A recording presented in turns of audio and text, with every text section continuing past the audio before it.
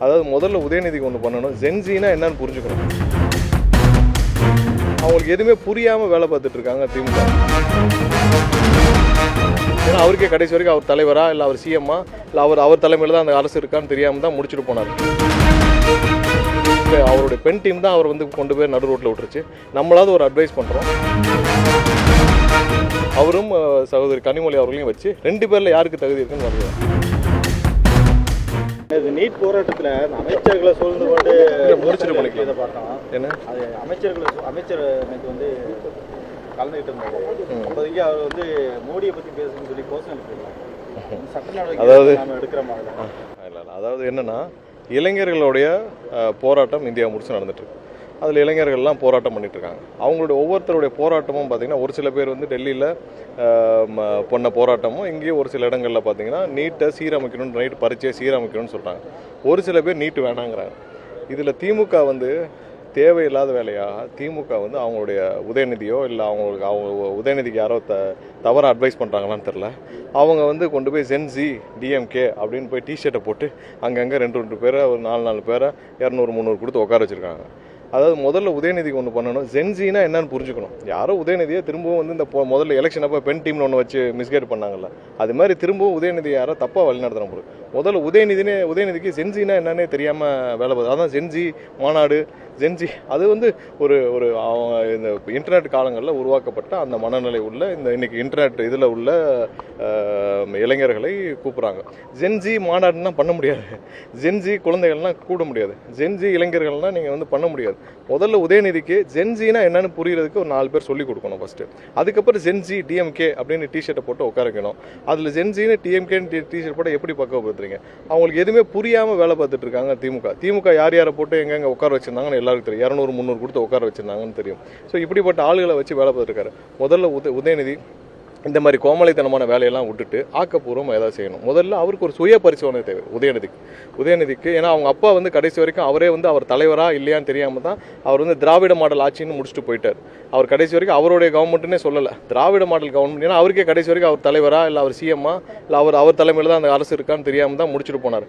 உதயநிதிக்கு அதே டவுட் இருக்குது. அதனால தான் இப்போ ஜென்சி டிஎம்கே அப்படின்னு ஒன்று போட்டு ஏதோ வேலை பார்த்துருக்காரு. உதயநிதிக்கு அவருடைய பெண் டீம் தான் அவர் கொண்டு போய் நடு ரோட்டில் விட்டுருச்சு.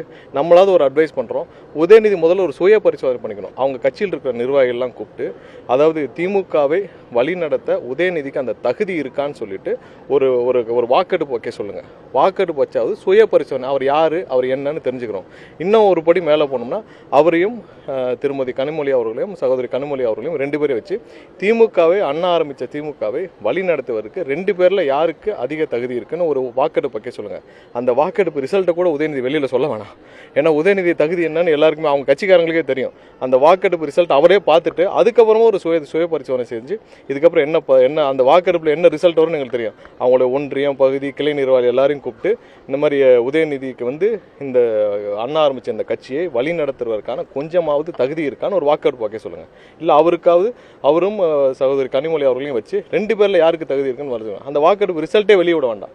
ஒரு சுய பரிசோதனைக்கு அவங்களுக்கு உதயநிதி கூட இருந்து எப்படி கடைசி வரைக்கும் 65 வயசு வரைக்கும் திரு ஸ்டாலின் அவர்கள் இளைஞரணி தலைவராக இருந்தார், என்னன்னே தெரியாமல். அது மாதிரி இவரும் ஒரு ஜென்சி அப்படின்னு போட்டு ஏதோ ட்ரை பண்ணிட்டு இருக்கிறாரு.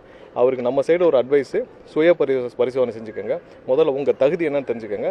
அதுக்கப்புறம் இந்த மாதிரியான மாணவர்கள் போராட்டத்துக்குள்ளே ஹைஜாக் பண்ணுறதுக்கான ஒரு கேவலமான வேலையெல்லாம் கோமாளித்தனத்தெல்லாம் விட்டுறணும். ஸோ இது மாணவர்கள் அவங்களுடைய உணர்வுபூர்வமாக போராட்டம் பண்ணாங்க. அதற்கு அவர்களுக்கு கிடைத்த வெற்றி நேற்று ஒன்றிய அரசு அவங்களுடைய அமைச்சர் ராஜினாமா செஞ்சாங்க. அதற்கப்புறம் நம்மளுடைய கோரிக்கையில் எப்போவுமே நீட்டு வேண்டாங்கிறது நம்மளுடைய கோரிக்கை. அதில் நம்ம ஸ்ட்ராங்காக இருக்கும். என்னைக்காவது அதுக்கான சூழ்நிலை ஏற்பட்டால் முதல் குரலாக தமிழக வெற்றிக்கலம் சார்பாக நம்மளுடைய முதலமைச்சர் சார்பாக இருக்கும். ஸோ இதில் நம்ம தெளிவாக இருக்கிறோம். யாருடைய இதே ப்ரோக்ராமில் எங்களுடைய கட்சி சார்பான இளைஞர்களும் நிறைய பங்கெடுத்திருந்தாங்க.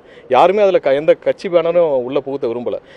தமிழக வெற்றிக்கலத்தை சார்ந்த பல இளைஞர்கள் எந்தவித கட்சி பேனர் இல்லாமல் போய் பொதுப்படையாக அங்கே போய் கலந்துக்கிட்டு வந்தாங்க. யாருமே கட்சி பேனர் எங்கேயும் பயன்படுத்தலை. இதில் என்ன ஜென்சி டிஎம்கேன்னு. ஸோ அவர்கள் செய்த கேவலமான வேலை தான் நேற்று அந்த இதுக்கு போய் அழைக்கப்பட்டதன் பேரில் தான் எங்களுடைய அமைச்சர்கள்லாம் போனாங்க. அவங்க அழைக்கப்பட்டதன் பேரில், ஏன்னா அங்கே ஒரு அரசு ஒரு போராட்டத்திற்கு ஆதரவு கொடுக்க முடியாது. ஏன்னா அது வந்து உயர்நீதிமன்றத்தில் உச்சநீதிமன்றத்தில் நிறைய ஆர்டர் இருக்குது. அரசாக போய் ஆதரவு கொடுக்க முடியாது. அதனால் அவங்க அழைக்கப்பட்டது பேரில் அவர்களுக்கு ஒரு ஆறுதலாக போன விஷயத்தில் இவர்கள் இந்த ஜென்ஜி டிஎம்கேன்னு 200-300 கொடுத்து ரெடி பண்ணிச்சனால அவர்களை வச்சு ஒரு சில குழப்பங்களை விளைவிக்க முயற்சி செய்தார்கள். இந்த கோமாளித்தனத்தெல்லாம் உதயநிதி விட்டுட்டு முதல்ல நம்ம சொன்ன மாதிரி சுய பரிசோதனை செய்யுங்க. முதல்ல அந்த கட்சியோடைய, அதாவது நீங்கள் உண்மையிலேயே அவங்க அப்பா அடிக்கடி சொல்லுவார், முத்துவேல் கருணாநிதி ஸ்டாலினின் மகன் திரும்ப திரும்ப அவர் வந்து சொல்லி அப்படியாவது அவர் பொசிஷன் பண்ண ட்ரை பண்ணார். அதுவும் பொசிஷன் ஆகல. உதயநிதியாவது சுய பரிசோதனை செய்து இதுக்கப்புறம் போட்டோம். அது இந்த ஜென்ஜி டிஎம்கே இப்படிலாம் ஸ்டிக்கரை ஒட்டிட்டு ஏதாவது போயிட்டு பொது வெளியில் கோமாளித்தனம் பண்ணால் அசிங்கப்படாமல் வரட்டும்.